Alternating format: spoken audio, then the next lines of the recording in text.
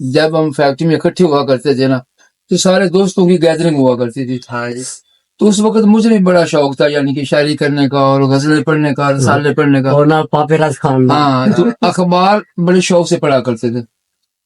तो अखबार वो लेके आया था, यासीन लेके आया करते थे, उसमें इदारिया वो पढ़ा करता था। तो मैं ज्यादातर गजलों वाला हिस्सा पढ़ता था। उसमें एक गजल मैंने पढ़ी चाहत के ऊपर, वो मुझे आज भी याद है। तो अगर इजाजत हो तो आप सबकी समाज की शाद नजर। फरमाया, शाद फरमाया। तो वो थी कि चाहत के अरमान बहुत हैं, लेकिन हम नादान बहुत हैं।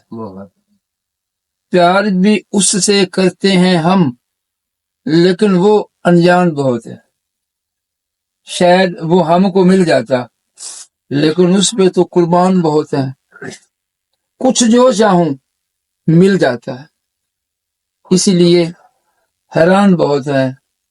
उसका दर छोड़ के जाएं कहां, रास्ते वीरान बहुत है। उस जैसा नहीं है जग में, तुझसे तो खिजर खान बहुत।